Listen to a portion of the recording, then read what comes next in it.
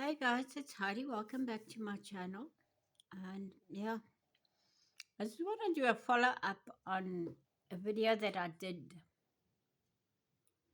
long time ago. It was probably one of the earlier videos that I did uh, when I drove through Uniondale. Now, first of all, that video, somebody made a comment on that video that the sound is terrible. What did he say? It's a waste of time. Could hear nothing.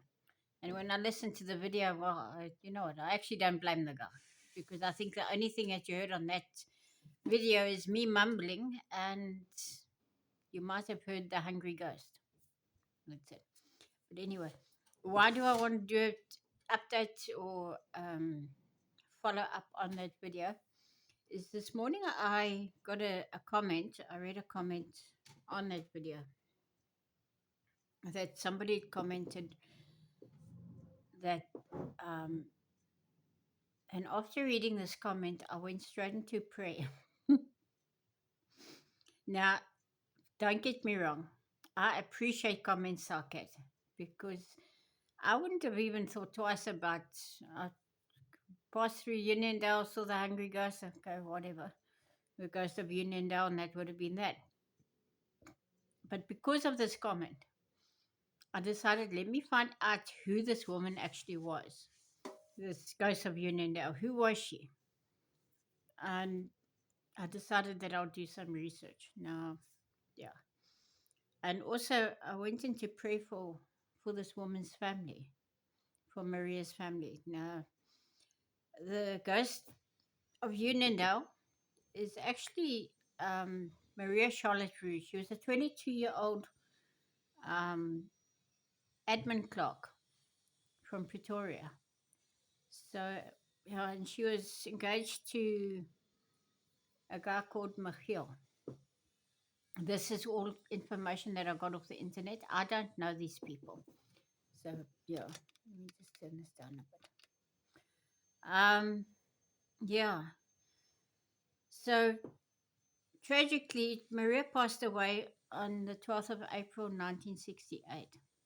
And what actually happened was her and her fiance were on their way to Riversdale or in Riversdale direction to go and see her parents for the Easter weekend or something. And yeah, just on the N9 outside of Uniondale, Hill lost control of the vehicle. Now, Maria was lying sleeping on the back seat of the VW Beetle that they had. And when he lost control of the vehicle, well, tragically, she passed away instantly. Um, yeah. Now, the legends and the sightings of this phantom. The phantom hitchhiker that started in the 1970s. Now, you must realize that Maria passed away in 1968. Yeah. And motorists along the N9 reported seeing a woman in a white dress standing next to the road or alongside the road. And some drivers reported that when they approached her, she would either disappear or she'd ask for a lift. Um, yeah, and sometimes leaving a very cold chill in the air. And what else they say? Or the sound of a door closing. And others say that they smelt apple blossoms. The cultural impact that this whole thing has had. It inspired songs and TV segments, and also the Afrikaans feature film called Die Spook van Uniondale, The Ghost of Uniondale. Um, yeah, now reportedly the sightings ended after Giel passed away when did he pass away? In 1984. All right. So that's pretty much who Charlotte was. And, you know, the one time when we were going on a mission trip, Now, before I even carry on there, um, yeah, you know, I really don't know how must Maria's family feel because of these songs that have been written, the TV segments, the Afrikaans feature film. I mean, and also when you go into Uniondale, like I passed it, I think it was a restaurant or some eating place or something because it was called the Hungry Ghost, and there's a lot of things referring to this ghost of Uniondale. How does her family feel about this? It really is. And as this person that made the comment this morning, that they, I mean, born and bred Uniondalers, right? And they distance themselves from things like this because it goes against the our Christian belief. Because us as born again Christians, we know that ghosts are not ghosts. Well, they're not the people they appear to be, right? They are definitely not the people they appear to be. Because when our loved ones died, you either go to heaven or you go to hell. Depending if you've accepted Christ, you go to heaven. If you haven't accepted Christ, you go to hell. I'm sorry, that's what the Word of God says. So, yeah. Um, and when I did that video on Uniondale, I didn't expand on it. I just kind of left it. And she also, I think it was a woman that made this comment. Um, she also said that um, it's sad that people will exploit somebody else's loss and grief for financial gain. And that is so sad. That is so sad. I mean, if I was in Maria's family's position, I'd be upset. I'd really be upset about it. But in any case, and then, yeah, when we were going on a couple of years back, number of years back, we were going to on a mission, and we passed the turnoff to Uniondale. Now, there was a man, one of our companions in the vehicle, Manly, beautiful child of God. Now, he gave an explanation of this ghost of Uniondale, and his explanation makes perfect sense to me. May not make perfect sense to everybody, but to me, it makes perfect sense. And he says on the anniversary of Maria's passing, there is a demon that puts on Maria's appearance. That is why people see a woman. And like we would put on a cloak or a jacket, so this demon puts the appearance of Maria on. Um, yeah, I'm just telling you what Manly said. And that made perfect sense to me. I said, well, okay, that does make sense. Um, yeah. And then just to expand a little bit on my own personal stuff, is look, my husband passed away more than 10 years ago. And soon after he passed away, I don't know, must have been a couple of months or whatever, I went back to church and I went and sat where we normally sit. I don't know what is up with people that do that. We go sit in our designated places where, okay, Mary sits there, and John sits there, and Trevor sits there, and Paul sits there, and the Smiths sit there. And when these people not sitting where they normally sit, we don't know whether they've been in church or not. Anyway, so yeah, yeah, went and I sat in the place where I normally sat with my husband, and I sat on the end. He always sat on the end. And then I sat next to him. So when I went and sat down, I just sat on the end at the end where he would sit.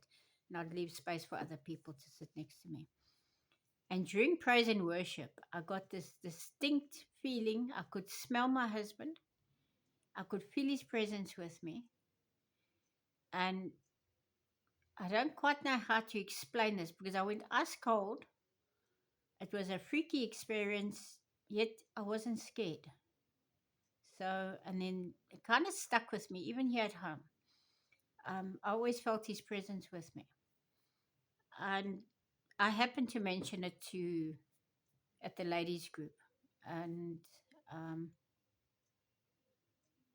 no, I didn't mention it at the ladies group. I mentioned it to my spiritual mother. And she asked me one question. She said, "Are you scared?" I said, "No, I'm not scared. I don't feel uncomfortable or anything. You know." And then a few weeks later, a lady at our Bible study group brought a message. It was a prayer group. It's not really a Bible study. She brought a message on the familiar spirits. And when she explained what the familiar spirit is, like I felt my husband's presence, I could smell him. And to me, he was there. And in a way, it was a comfort. But also, as a born again Christian, I should have known better. Anyway, so even though we get comfort from this, familiar spirits, of these familiar spirits, we need to understand they are not who we think they are. I mean, when we pass away, we go to heaven or we go to hell. That's it. We don't stick around here on earth. Um, there's a lot of people that believe in restless spirits and things like that. Mm-mm. Be careful of that. Yeah, so this comment that I think it was a lady. I appreciate comments like this.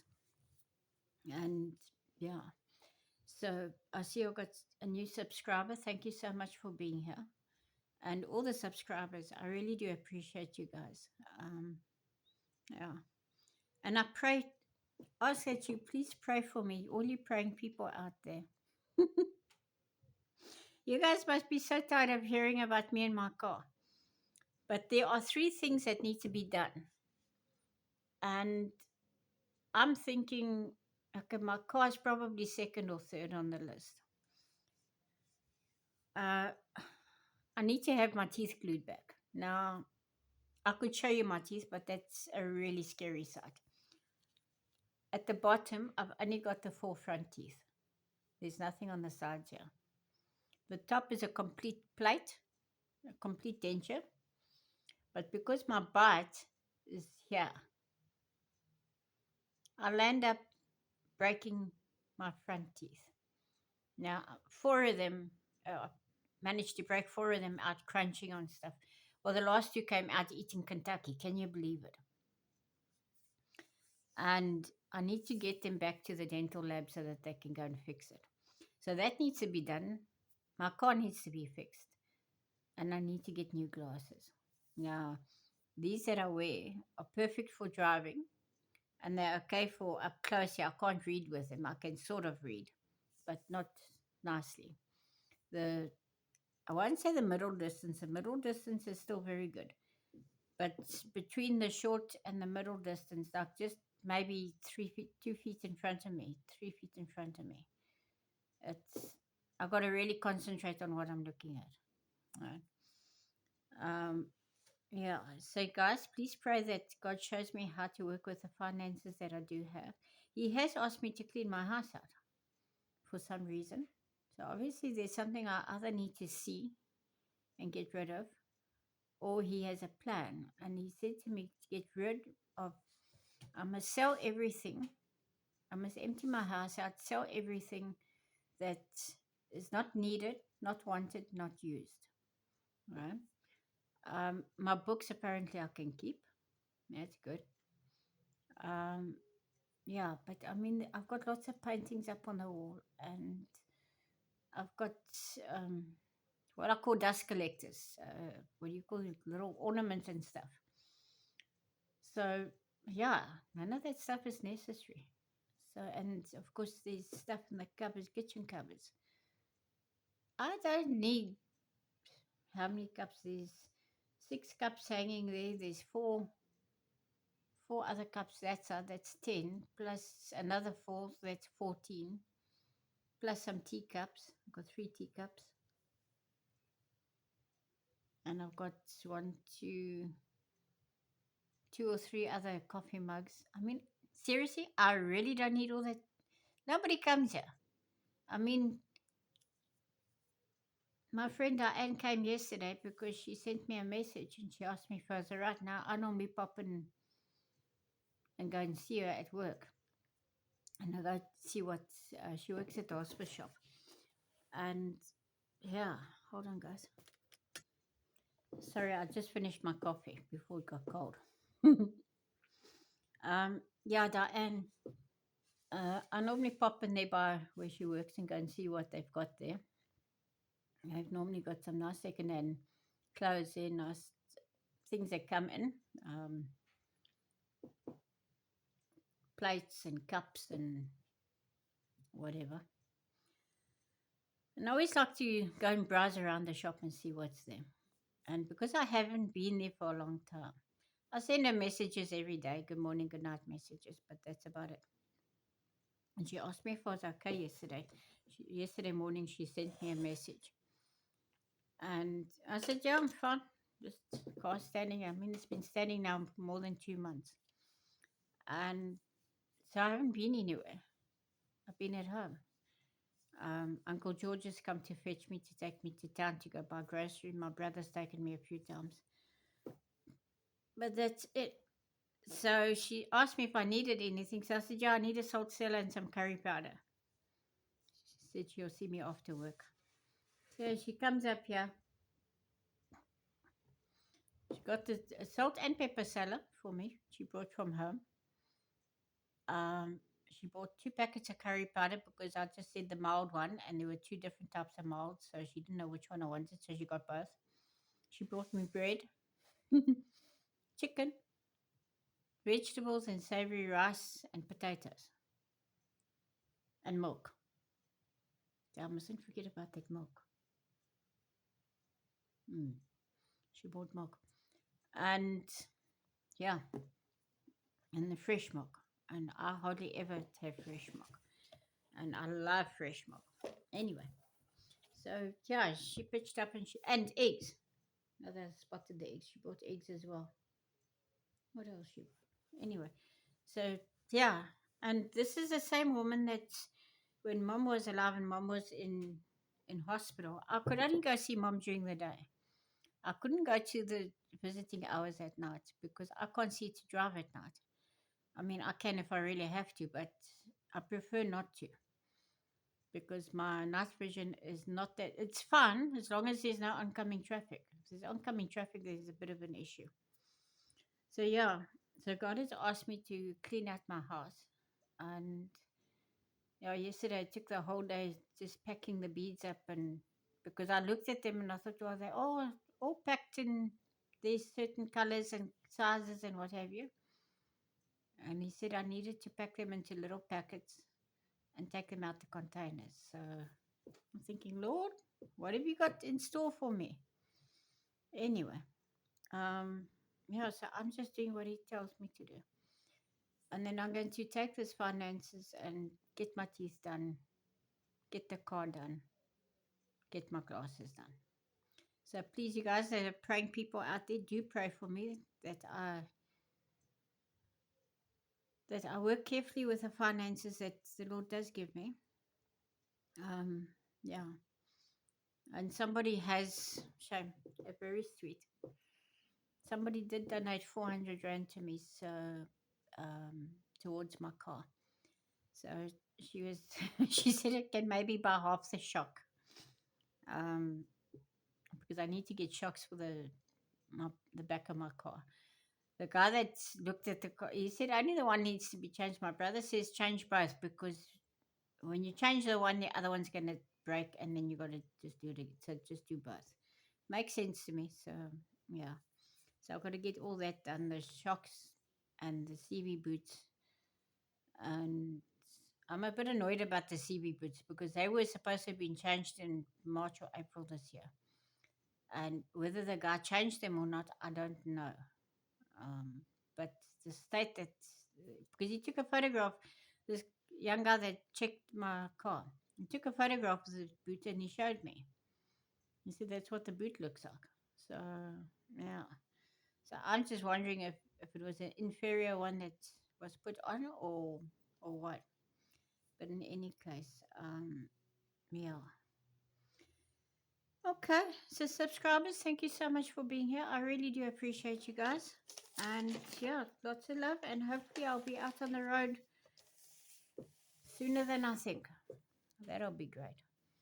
And I'm still trusting the Lord for my red and white vehicle. Um, yeah. A few years back when I was praying for a vehicle, I saw a red and white one, and it's bigger than the Getz because the Getz is very small. It's fine, it works, but it's small. I'd really appreciate something a little bigger. I'm hoping for maybe something like the Maxi Caddy or even the middle one, um, or a combi type vehicle. Mustn't be too big. I must be able to drive it with my normal car license. So, yeah. Anyway, besides, I think the bigger the vehicle, the more stuff we cram into it, and it's probably not a good idea. Anyway, so who knows? Maybe the Lord will send me something that's already decked out in a camper. That'll be good. Okay, guys, lots of love. Bye.